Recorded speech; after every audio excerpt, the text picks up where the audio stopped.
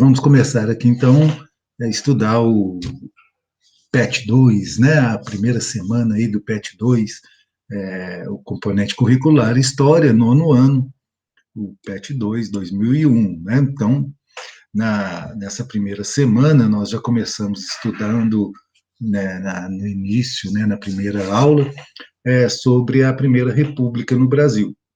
Já vimos alguns conceitos, já conhecemos como que foi a divisão, né, a divisão entre é, República das Espadas, República Oligárquica.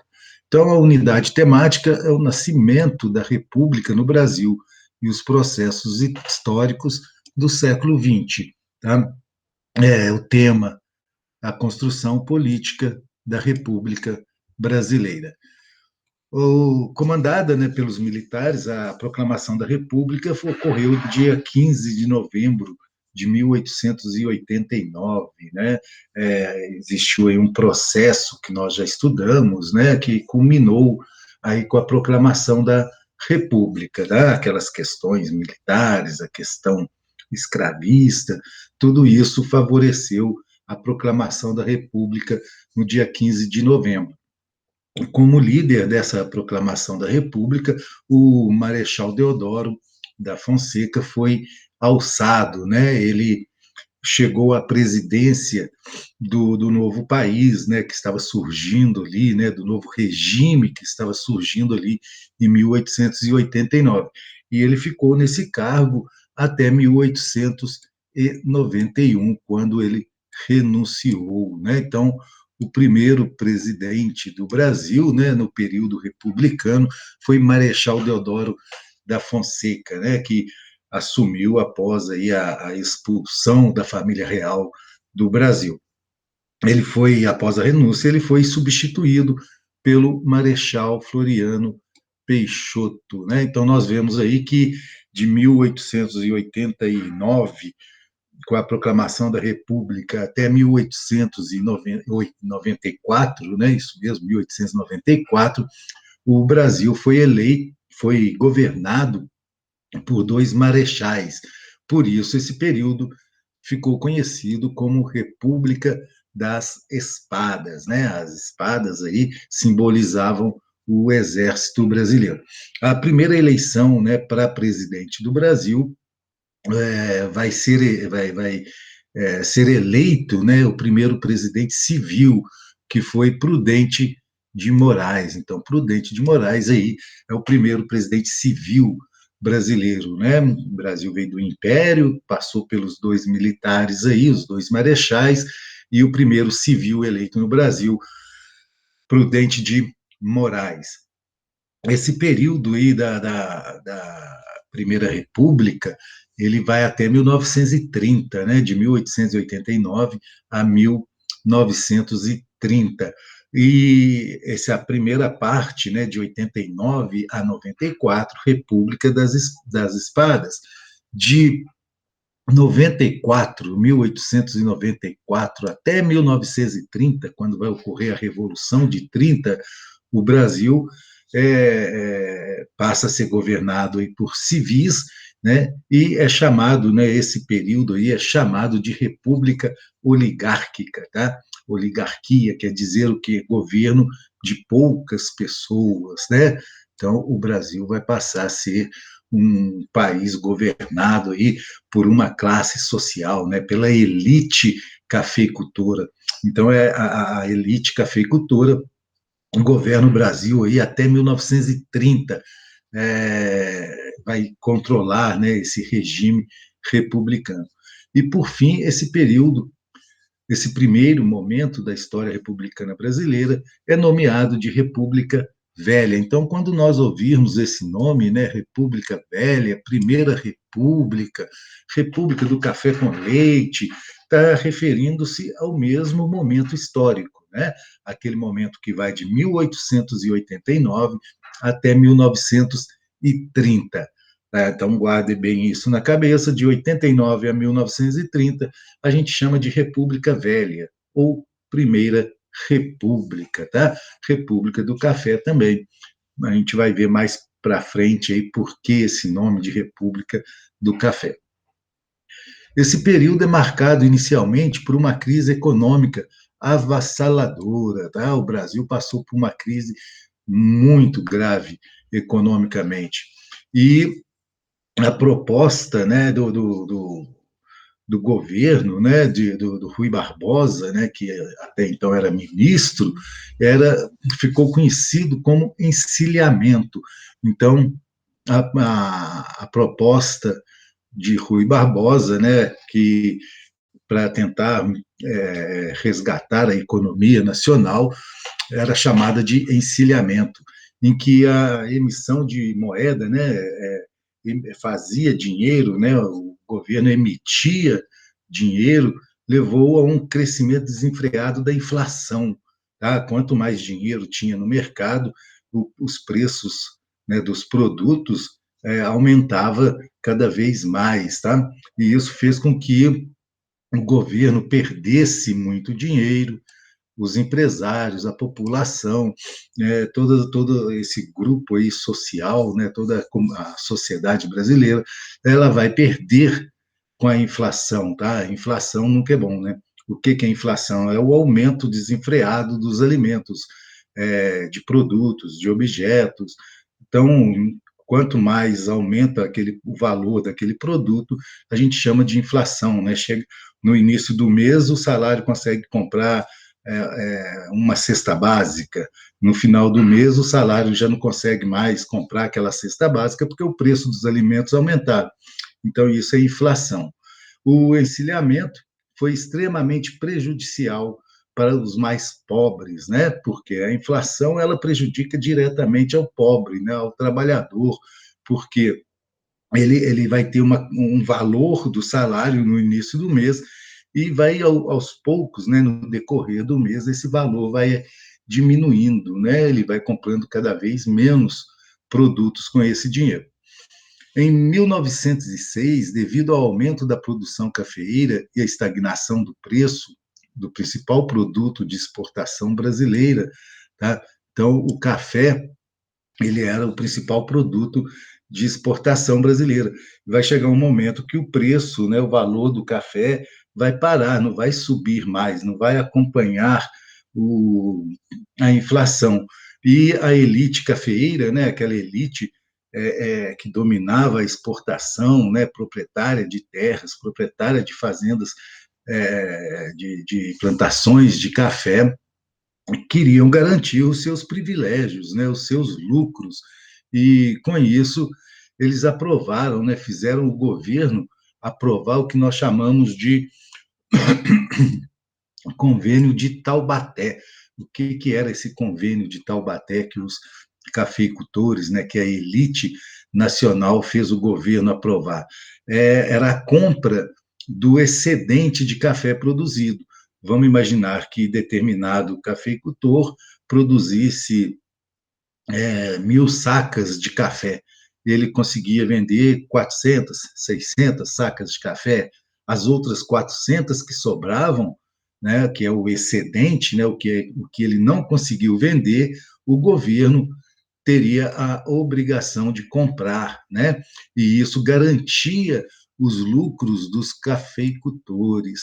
Então, eles forçaram com que o governo, né, comprasse esse excedente, e o governo comprava e armazenava esse excedente. Isso para quê?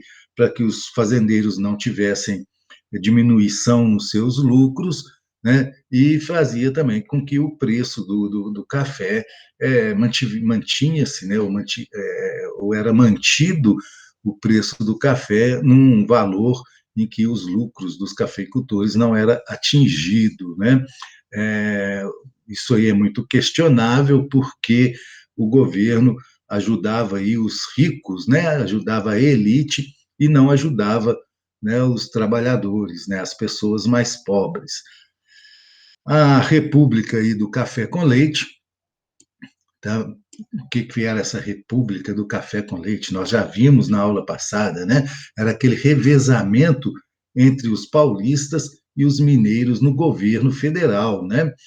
Ora era um presidente paulista, depois ele indicava um candidato de Minas Gerais, esse candidato de Minas Gerais ganhava as eleições por haver acordos, né, arranjos políticos nesse período. Né? Nós vamos falar um pouquinho desses arranjos aí. A República do Café com Leite também é marcada pelos acordos políticos da elite. São 3 arranjos políticos que movimentavam a máquina eleitoral e política brasileiras.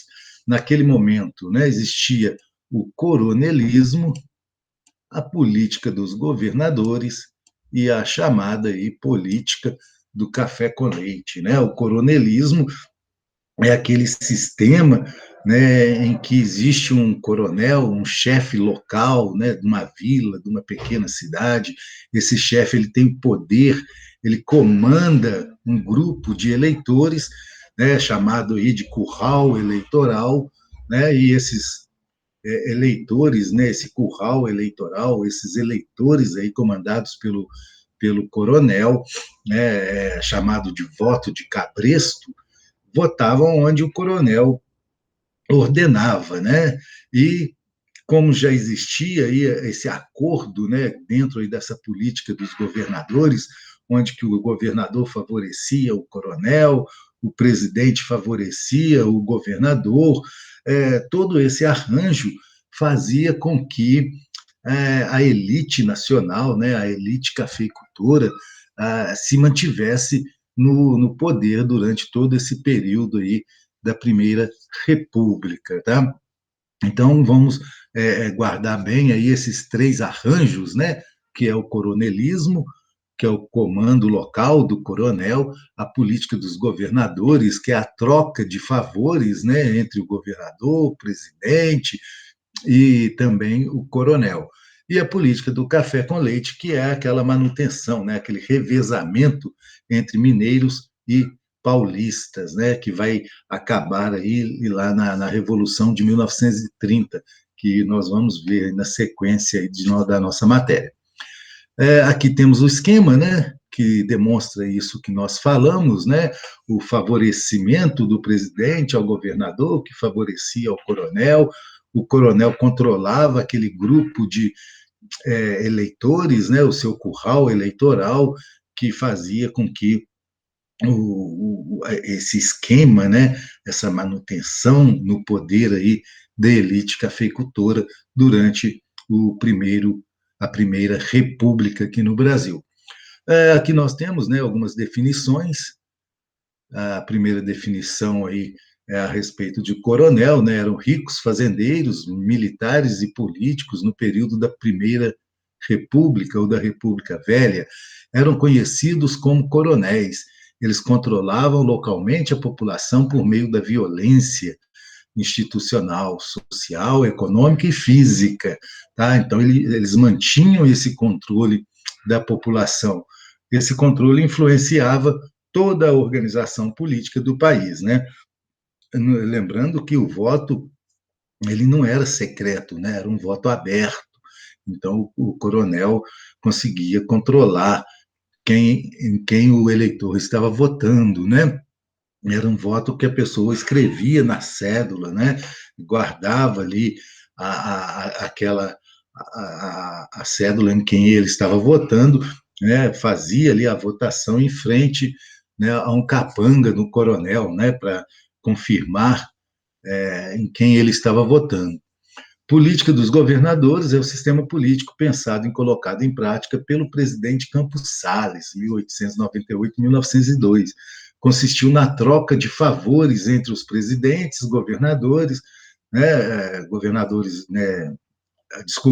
os presidentes dos estados, né, que antes era chamado presidentes, hoje a gente chama de governadores, mas naquele período eram chamados de presidentes de estados, e o presidente da República.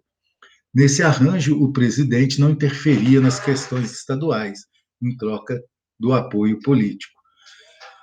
A política do café com leite é o acordo das oligarquias estaduais e o governo da República para que os presidentes brasileiros fossem escolhidos entre os membros das oligarquias paulistana e mineira, alternando entre esses dois entre essas os mandatos, né? Então, ora paulista, ora mineiro.